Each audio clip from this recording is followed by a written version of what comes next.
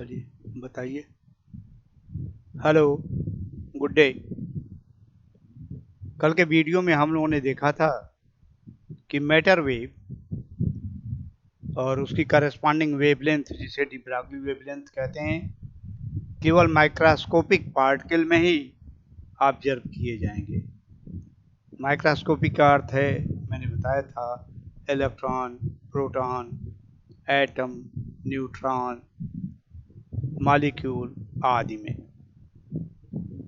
इसको कैसे हम न्यूमेरिकली प्रमाणित कर सकते हैं, तो मैं आपको कुछ एग्जाम्पल्स दे रहा हूं जिनसे यह स्पष्ट हो जाएगा कि मैटर वेव किन परिस्थितियों में मिलता है।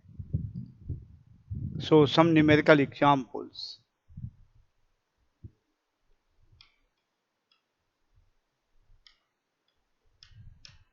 Numerical examples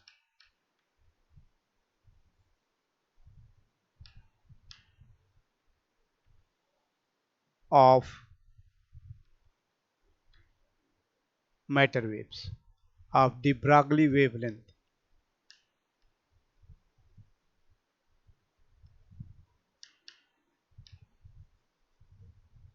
Wavelength.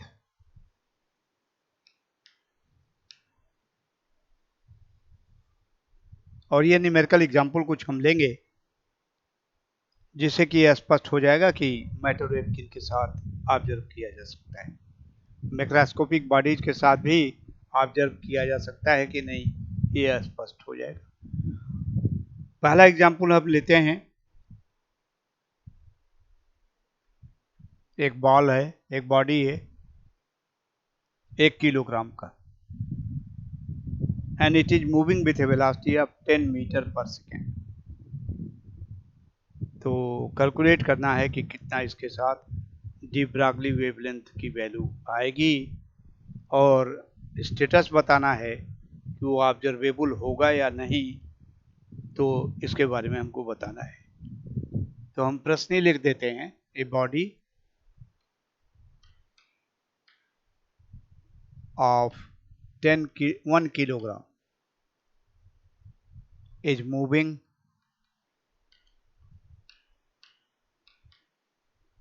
with a velocity of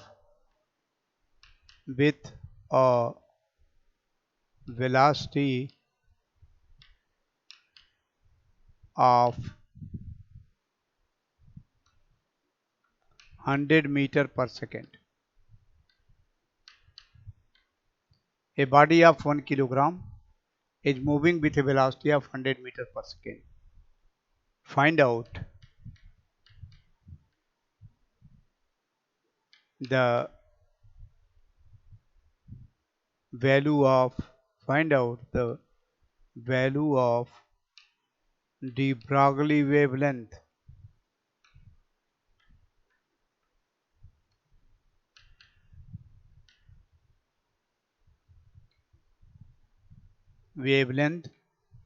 associated with the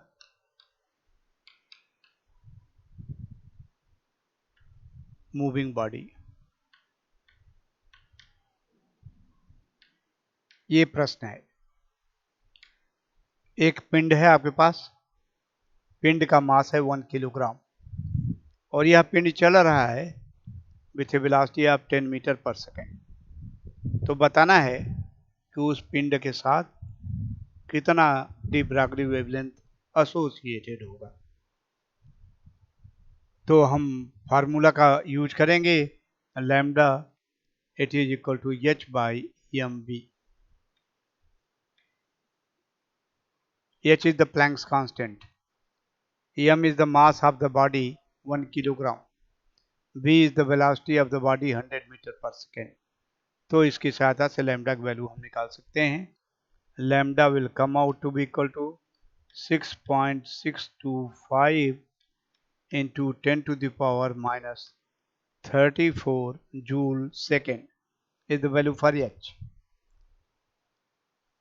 or divided by mass 1 kilogram, velocity 10 to the power 2 meter per second।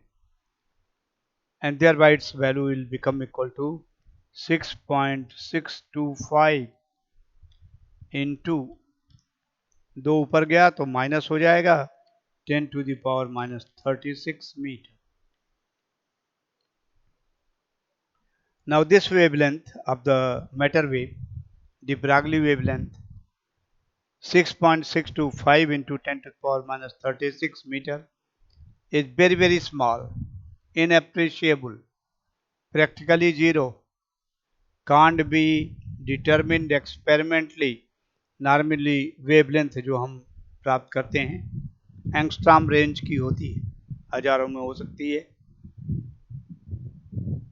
Microwave को भी हम बड़ी को भी पहचान लेते हैं, 3 centimetre wavelength, 10 centimetre wavelength, radio wave होगी तो 1 kilometre wavelength and so on so forth. और छोटे से छोटे को हम X rays 0.1 to 100 angstrom, gamma rays और जरा कम हुई तो 10 to the power minus 3 angstrom maximum. 10 to the power 3 angstrom का मतलब 10 to the power minus 13 metre, 10 to the power minus 14 metre, 10 to the power minus 15 metre is the lowest range जहां तक की बात हम सोच सकते हैं, जो प्रैक्टिकली ज्ञात किए जा सकते हैं, डिटरमिन किए जा सकते हैं। तो उसकी तुलना में ये प्रैक्टिकली जीरो है, नेग्लिजिबल है, इनएप्रिशिएबल है, और इसलिए इसका कंक्लूजन यही निकला कि 1 किलोग्राम का पिंड जो 10 metre per second 100 metre per second की स्पीड से चल रहा है, उसके साथ कोई मैटर वेव लिंक्ड नहीं होगा, या जो वेवलेंथ आएगी वो इतना नगण्य है कि वो ऑलमोस्ट जीरो है। चूंकि वेवलेंथ ही जीरो है, इसका मतलब कि matter wave will not exist. तो इसमें कंक्लूजन निकालेंगे, no matter wave will be associated in such situation. एक बस चल रही है, इसी का एक्सटेंशन, तो बस के साथ जो मैटर वेव एसोसिएटेड होगी, वेवलेंथ बहुत कम आएगी, प्रैक्टिकली जीरो हो जाएगी, नहीं आएगी। हवाई जहाज उड़ रहा है, उसकी भी वेवलेंथ की गणना आप करें इसी सूत्र का प्रयोग करते हुए, lambda is equal to H by M V, तो जो मैटर वेव एसोसिएटेड होगा, लिंक्ड होगा, उसकी वैल्यू ऑलमोस्ट जीरो आएगी। So no matter wave will be associated with such a body. दूसरा एक एग्जाम्पल हम लेते हैं, अनदर एग्जाम्पल, पृथ्वी चक्कर लगा रही है सूरज का, अपने ऑर्बिट पे रहते हुए सूरज का चक्कर लगा रही है पृथ्वी। तो इस चक्कर लगाते हुए पृथ्वी के साथ कितना डी ब्रॉगली वेवलेंथ की वैल्यू आएगी, ये हमको गणना करना है। So the de Broglie wavelength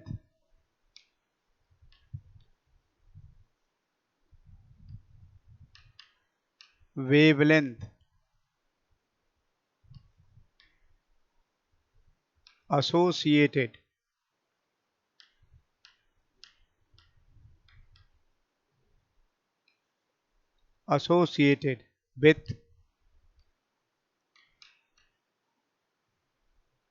the earth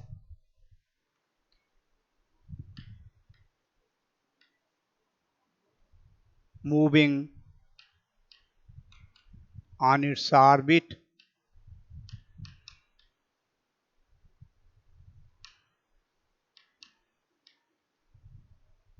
the de Broglie wavelength associated with the earth moving on its orbit with a velocity, और ये यूनिट फर्स्ट में भी वेलोसिटी का प्रयोग कर चुके हो, तो आप जानते हो moving with a velocity of 3 into 10 to the power 4 metre per second. तो वेवलेंथ की गणना डी ब्रॉगली वेवलेंथ कितनी आएगी, इस तरह के ऑर्बिटिंग अर्थ द्वारा निकाला जा सकता है। वेलोसिटी पता चल गया, मास भी पता हो तो निकाल सकते हो। तो दिया है the mass of the earth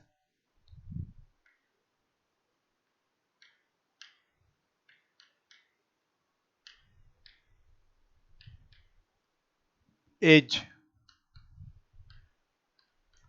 6 into 10 to the power 4 kilogram. बहुत बड़ा पिंड है। पहले 1 किलोग्राम का पिंड था, नहीं आया। अब बड़ा पिंड ले रहे हैं कि शायद हम देखें इसके साथ हो जाए, तो फिर सूत्र का प्रयोग करेंगे, lambda is equal to E H by E M V. Now here M is the mass of the earth, V is the velocity with which it is orbiting. तो रख दीजिए 6.625 into 10 to the power minus 34, H की value divided by mass is 6 into 10 to the power 24 into velocity 3 into 4, 3 into 10 to the power 4। ये numerator में आ गया 6.625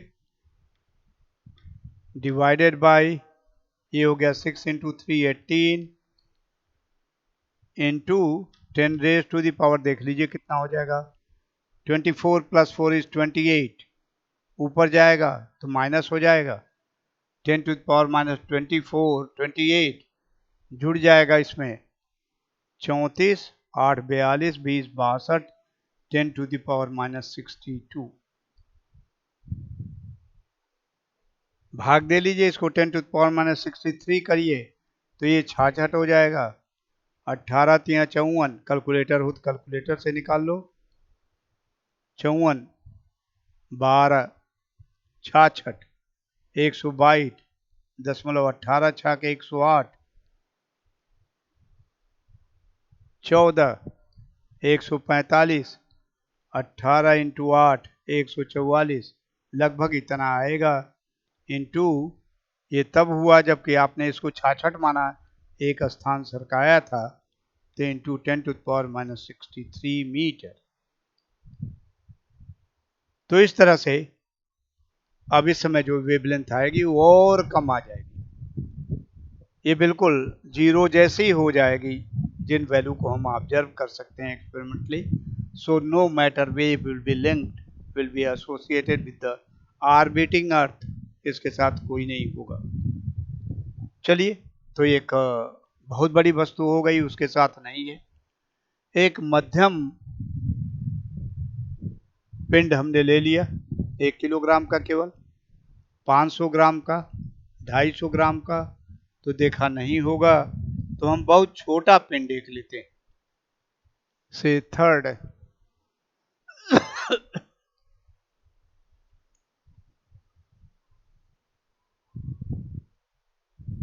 ए dust particle, लिख रहा हूं, चाक के कण उड़ रहे हैं, इस तरह का छोटा सा एक डस्ट पार्टिकल, हवा चल रही है, तेज हवा में इस तरह का डस्ट पार्टिकल उड़ता हुआ जा रहा है। तो बताइए उड़ते हुए डस्ट पार्टिकल के साथ कितना डी ब्रॉगली वेवलेंथ एसोसिएटेड होगा। डस्ट पार्टिकल है तो डस्ट पार्टिकल का मास माइक्रोग्राम में आएगा। मान लीजिए 10 microgram is the mass of the dust particle, और हवा तेज चल रही है तब उड़ रहा है, तो माना is moving with the velocity of 1000 metre per second, 1000 metre per second की गति से उड़ रहा है, चल रहा है। तो प्रश्न अब आपका हो गया, a dust particle, third, a dust particle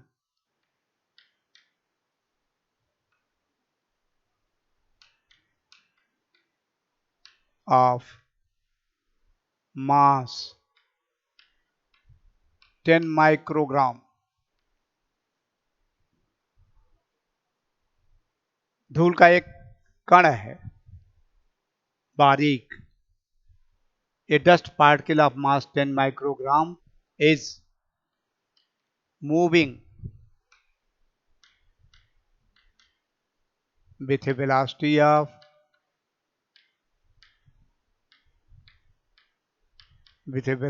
of 1000 metre per second, 1000 metre per second. एक डस्ट पार्टिकल है, 10 माइक्रोग्राम इसका मास है, और ये 1000 मीटर पर सेकेंड की गति से चल रहा है। तो बताइए, calculate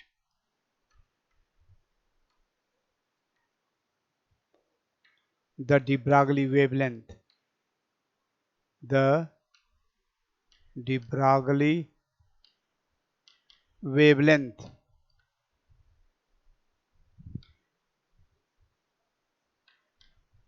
associated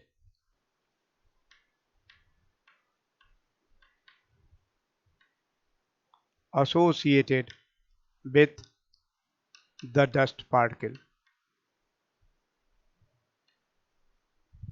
with the dust particle।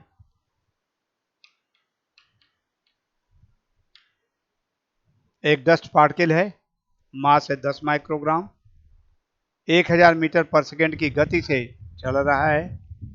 तो उस डस्ट पार्टिकल के साथ जो मैटर वेव एसोसिएटेड होगा उसका डी ब्रॉगली वेवलेंथ की वैल्यू कितनी आएगी, इस वैल्यू को आपको बताना है। तो ये प्रश्न है, आपने लिख लिया होगा। ये dust particle of mass 10 microgram is moving with a velocity of 1000 meter per second. Calculate the de Broglie wavelength associated with the dust particle। सूत्र वही लगाएंगे, lambda the de Broglie wavelength it is h/mv।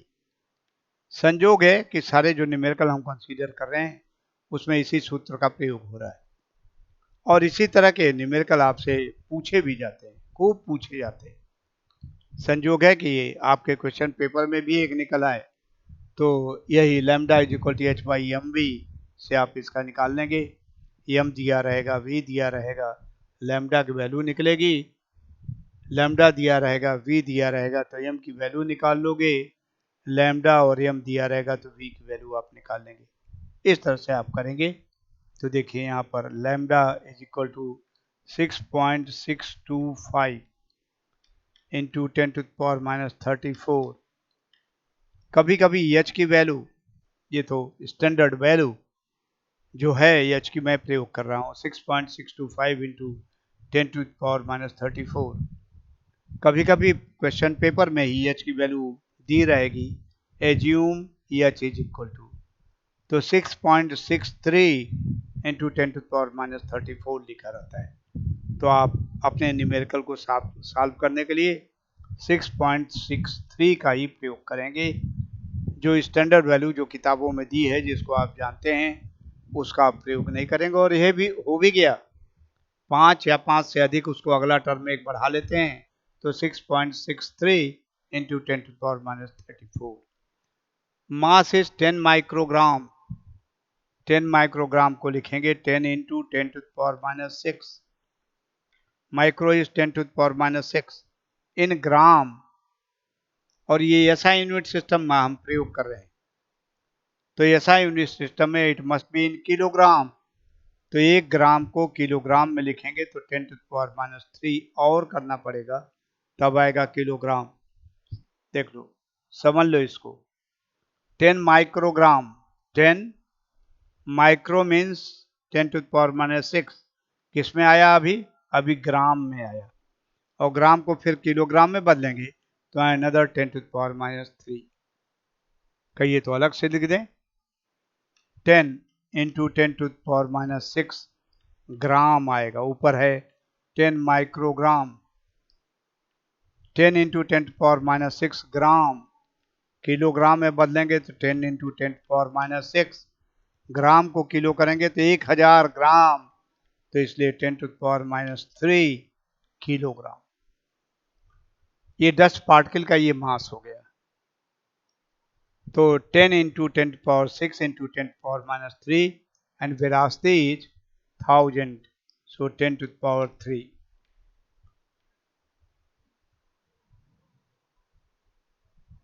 ठीक है ना, ये ग्राम का kilogram बदलना है, तो 10⁻³ का भाग देंगे तो 10⁻³ आ गया।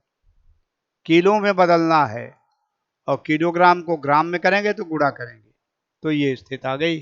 अभी देखिए ये शून्य हो गया, 10⁻0 इज 1, ये आ गया 10 इंटू 10⁻⁻6, एक 10 इससे गया तो -5, ये 10 है, 10⁻1 जोड़ दो तो 10⁻⁻5, ऊपर जाएगा प्लस हो जाएगा तो ये 29 आ जाएगा।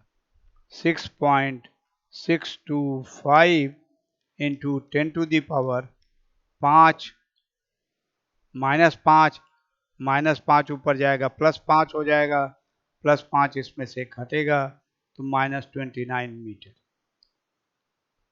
So this wavelength is also very very small, inappreciable, tending towards zero, practically zero. This also can't be measured experimentally. इसको हम डिटेक्ट नहीं कर पाएंगे और इसलिए बहुत छोटा भी हमने पार्टिकल ले लिया, एक डस्ट पार्टिकल ले लिया, तो उस डस्ट पार्टिकल के साथ भी कोई मैटर वेव एसोसिएटेड नहीं होगी। अभी तक 3 एग्जाम्पल हम ले चुके हैं। तीनों एग्जाम्पल में बहुत बड़ी वस्तु थी पृथ्वी, बीच की एक वस्तु थी 1 किलोग्राम की, और फिर बहुत छोटी मास वाली वस्तु डस्ट पार्टिकल आपने ले लिया, तो उसके लिए भी इन तीनों केसेज में मैटर वेव की जो एक्सपेक्टेड वेवलेंथ है, डी ब्रागली वेवलेंथ, वो ऐसी है जो प्रैक्टिकली नापी नहीं जा सकती, और इसलिए it is impossible to have detected the matter wave associated with such particles. और इसलिए बस चलती है, हम मैटर वेव का हमको कोई अनुभव नहीं होता है, हवाई जहाज उड़ता है हमको मैटर वेव का अनुभव नहीं होता, ट्रेन चलती है हमें मैटर वेव का अनुभव नहीं होता, आंधी चलती है धूल के कण उड़ते रहते हैं, डस्ट पार्टिकल उड़ती रहती है, उसमें भी हमको मैटर वेव का अनुभव नहीं होता है। क्यों नहीं होता है, ये इन उदाहरणों से स्पष्ट है।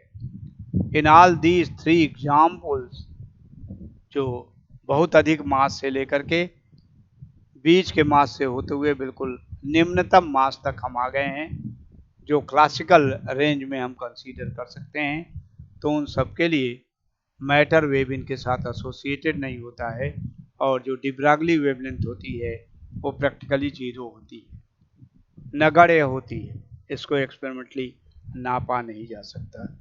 अब हम एक उदाहरण और लेते हैं, and this will be the clear cut example कि फिर मैटर वेव किन के साथ एसोसिएटेड हो सकता है।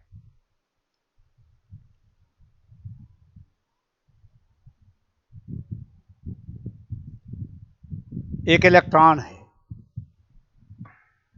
और इलेक्ट्रॉन पर एक वी वोल्टेज लगाया, तो हम वोल्टेज न लगा करके हम इसी तरह के सूत्र का प्रयोग करते हैं। तो वोल्टेज लगाया, इलेक्ट्रॉन चल रहा है, तो इलेक्ट्रॉन की वेलोसिटी हमने कंसीडर कर लिया। So an electron is moving with a velocity of 10 to the power 5 metre per second. 10 to the power 5 metre per second से इलेक्ट्रॉन चल रहा है, कैसे चलाया गया इससे हमको मतलब नहीं, वोल्टेज लगा करके, थर्मल हीटिंग से, या अन्य किसी कारण से, उसको जानने की कोई आवश्यकता नहीं। तो बताइए, इस मूविंग इलेक्ट्रॉन के साथ वेवलेंथ की वैल्यू, डी ब्रागली वेवलेंथ की वैल्यू, मैटर वेव के साथ जो वेव एसोसिएटेड होगा उस वेवलेंथ की वैल्यू कितनी आएगी, ये कैलकुलेट करना है। तो इस प्रश्न को लिख लीजिए 4। An electron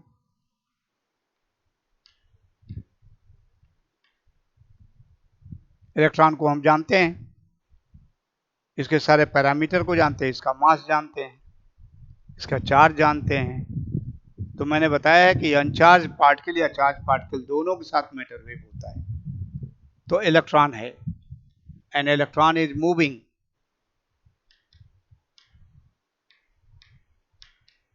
with a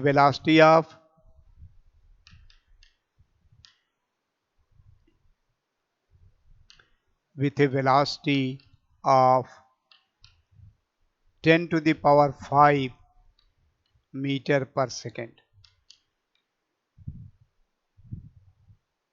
Calculate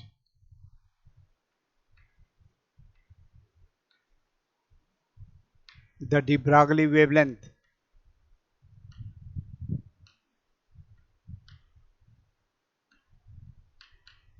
wavelength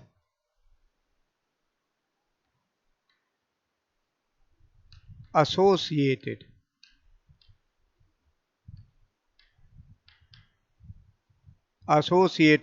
with the moving electron.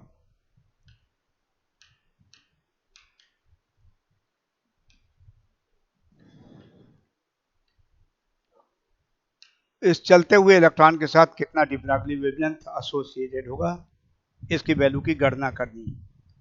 एक इलेक्ट्रॉन है, इलेक्ट्रॉन का मास आप जानते हो 9.1 इंटू 10⁻³ किलोग्राम इन किलोग्राम। रफली इसको हम 10⁻³ और 9.1 को 10 से यदि मान लें तो 10⁻30 किलोग्राम हो जाएगा। Assume mass of the electron, velocity दिया ही है, mass of the electron to be 10⁻³ kilogram.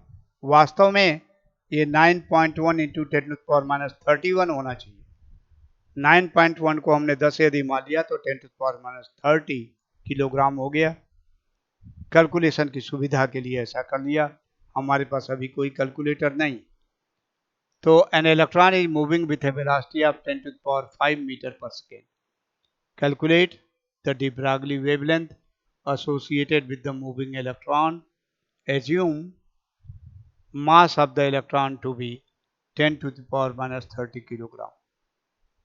उसी सूत्र का प्रयोग करेंगे, lambda is equal to h/mv। h की वैल्यू रख दीजिए 6.625 इंटू 10⁻34 डिवाइडेड बाई m इस 10⁻30 दिया हुआ है। हो सकता है h की वैल्यू भी अलग दी हुई हो, तो न्यूमेरिकल में जो वैल्यू दिया रहेगा उसी का प्रयोग करेंगे। 10⁻30 into velocity, and velocity is 10⁵। It is equal to 6.625 into 10⁻, कितना आया देख लो, ये 5 -30 +5 -25 ऊपर जाएगा तो +25, ये -34 है तो 25 और 9 34, तो 10⁻⁹ मीटर। और 10⁻⁹ को क्या कहते हैं, नैनो। तो ये आ गई 6.625 नैनोमीटर। और यह ऐसा वेवलेंथ है जो एक्सरे रेंज में होगा। एक्सरेज की ये किरण है 6.625 नैनोमीटर। एंगस्ट्रॉम में कितना करेंगे तो कितना आ जाएगा, 66.25 एंगस्ट्रॉम। 66.25 इंटू 10⁻⁻10 मीटर, और 10⁻⁻10 मीटर को ही एंगस्ट्रॉम में करते हैं तो 10⁻⁸ हो जाता है एंगस्ट्रॉम। तो 66.25 एंगस्ट्रॉम आ जाएगा। So this is a wavelength which lies in the X-rays range and this can be practically detected. हम प्रैक्टिकली इसको डिटेक्ट कर सकते हैं, निकाल सकते हैं, एक्सपेरिमेंटली ऑब्जर्व कर सकते हैं। इसलिए अब ये प्रमाणित होता है कि डी ब्रॉगली वेवलेंथ इस केस में होगा, एप्रिशिएबल होगा, इसको प्रैक्टिकली हम नाप सकते हैं। तो पहले के जो 3 केस थे, बहुत बड़ी वस्तुओं में, मॉडरेट वस्तुओं में, डस्ट पार्टिकल तक के लेवल तक मैटर वेव एसोसिएट नहीं होती, जिनको हम मैक्रोस्कोपिक बॉडीज कहते हैं, जो पहले 3 एग्जाम्पल हैं।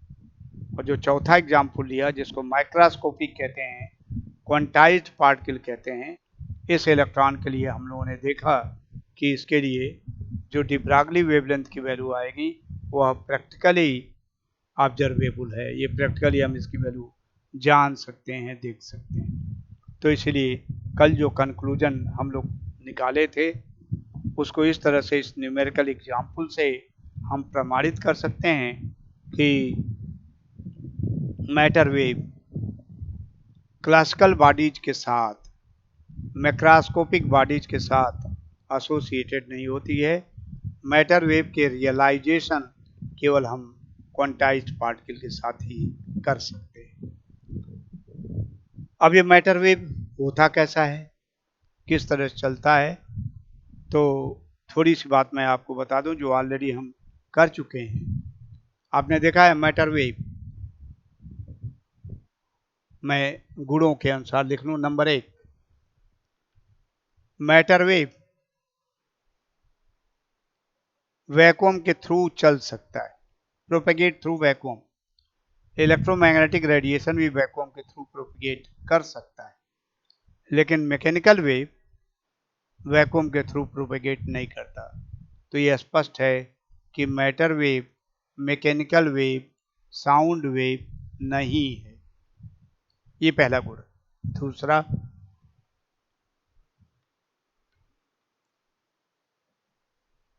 मैटर वेव चार्ज वस्तुओं के साथ और अनचार्ज वस्तुओं के साथ, दोनों के साथ हो सकता है। ये इलेक्ट्रॉन है, जरूरी नहीं कि ये चार्ज हो, एक पार्टिकल है जिस पार्टिकल का मास केवल मतलब है, हमसे चार्ज से मतलब नहीं। इलेक्ट्रॉन की जगह पर प्रोटॉन भी हो सकता है। ये भी आप कहोगे चार्ज है, तो नहीं, न्यूट्रॉन ले लो, न्यूट्रॉन पे कोई चार्ज नहीं। एटम ले लो, एटम पे कोई चार्ज नहीं। तो matter wave charged as well as uncharge दोनों तरह की मटेरियल के साथ होता है, जबकि इलेक्ट्रोमैग्नेटिक रेडिएशन केवल चार्ज्ड मटेरियल के साथ होता है। तो इसलिए स्पष्ट है कि मैटर वेव इलेक्ट्रोमैग्नेटिक रेडिएशन भी नहीं है। तो मैटर वेव न तो मैकेनिकल वेव की तरह होता है पहले प्रॉपर्टी के कारण, मैटर वेव न तो इलेक्ट्रोमैग्नेटिक रेडिएशन की तरह होता है, ये दूसरे प्रॉपर्टी की तरह, दूसरी प्रॉपर्टी पर हम बेस करते हुए ये कंक्लूजन निकालते हैं। और तीसरा, इलेक्ट्रोमैग्नेटिक रेडिएशन हमेशा c की वेलोसिटी से चलता है, इन एयर, स्पेस और वैक्यूम, जबकि मैटर वेव की वेलोसिटी जो होती है वही होती है जो पार्टिकल की वेलोसिटी होती है। पार्टिकल की वेलोसिटी ज़्यादा है तो मैटर वेव की वेलोसिटी ज़्यादा होगी, पार्टिकल की वेलोसिटी कम तो मैटर वेव की वेलोसिटी कम होगी। पार्टिकल यदि रुक गया तो मैटर वेव रुक जाएगा। पार्टिकल यदि हायर स्पीड से चलने लगा तो मैटर वेव की वेलोसिटी भी अधिक हो जाएगी। मैटर वेव की वेलोसिटी वही होती है जो पार्टिकल की वेलोसिटी होती है। तो यह भी एक डिफरेंस है। इलेक्ट्रोमैग्नेटिक रेडिएशन सदैव c से चलती है। तो इन सारे से यह निष्कर्ष निकलता है कि मैटर वेव न तो मैकेनिकल वेव है, मैटर वेव न तो इलेक्ट्रोमैग्नेटिक रेडिएशन है, ये कुछ दूसरे तरह का ही होता है। किस तरह का होता है? Matter wave actually group wave के रूप में चलता है, या उसी को हम वेव पैकेट कहते हैं। Matter wave propagates in the form of wave packet. अब ये वेव पैकेट क्या होता है, इसके बारे में डिटेल में अगले वीडियो में आपको बताऊंगा। So this is all for today. Thank you very much.